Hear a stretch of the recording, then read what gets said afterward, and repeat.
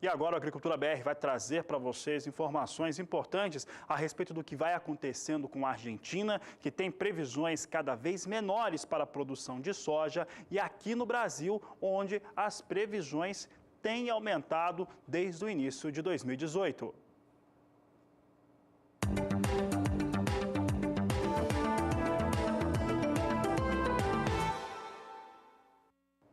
E Safras e Mercado, empresa de consultoria aqui do Brasil, traz todo mês seus levantamentos em relação à safra brasileira. Tem nos últimos, para essa safra 17-18, tem os dados mais otimistas sempre. E divulgou novos dados no fechamento desta última segunda-feira, na qual acredita que a safra 17-18 será recorde, inclusive superando o recorde atual, que é da temporada 16-17. De acordo com a pesquisa de safras, deve chegar a 115.670.000 toneladas a produção de soja no Brasil, o que seria um recorde absoluto, 1,2% acima do registrado no ano passado ou na safra anterior. Vamos ver os números de Safras e Mercado. A expectativa realmente é bastante elevada, que são as duas estimativas de safras, tanto daquela que foi feita em dezembro de 2017, divulgada em janeiro, quanto a feita em janeiro, divulgada em fevereiro. Então, na pesquisa realizada no mês passado e divulgada nesta semana, eles estimam 115.640.000 toneladas. Em dezembro, a estimativa de Safras e Mercado era de 114.560.000 toneladas de soja.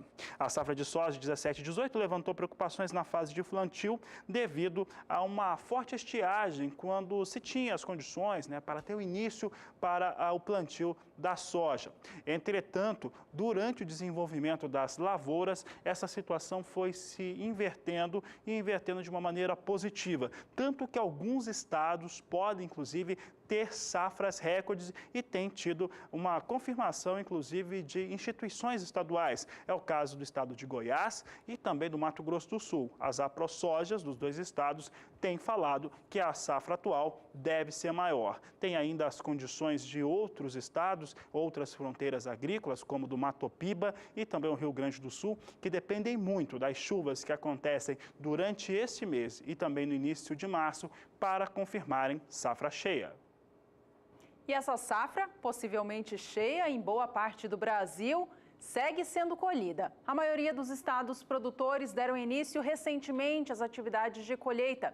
Boa parte do Brasil tem recebido um elevado volume de chuvas nos últimos dias, atrapalhando as atividades de campo. Como é o caso do Paraná, o segundo maior estado produtor de soja do Brasil. Segundo as últimas informações divulgadas nesta segunda-feira pela Secretaria de Agricultura do Estado, o ritmo de colheita segue bastante lento, por conta desse clima muito úmido.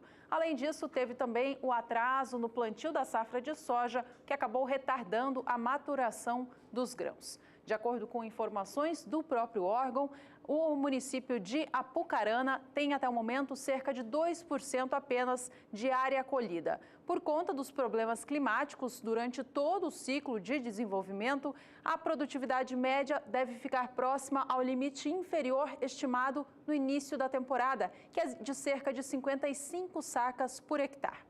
No município de Cascavel, o final de semana também foi chuvoso, atrapalhando as atividades de colheita. Já em Curitiba, as atividades ainda vão começar. Bom, e essa chuva toda que atrapalha a entrada das colheitadeiras no campo, prejudica também a qualidade dos grãos, uma vez que eles podem ficar ardidos, ou seja, fermentados por conta do alto nível de água. Além disso, há preocupação também em relação ao escoamento da safra. Já começa a surgir a dúvida se vai possível fazer a entrega da soja dentro do prazo estabelecido. Além do estado do Paraná, Mato Grosso do Sul, que projeta uma safra recorde, também vem passando por essa situação. A gente fala agora então com a Juliana Rezende, da Somar Meteorologia, para saber como que o clima fica para esses dois estados específicos nos próximos dias. Olá, Juliana, bem-vinda. Boa tarde para você.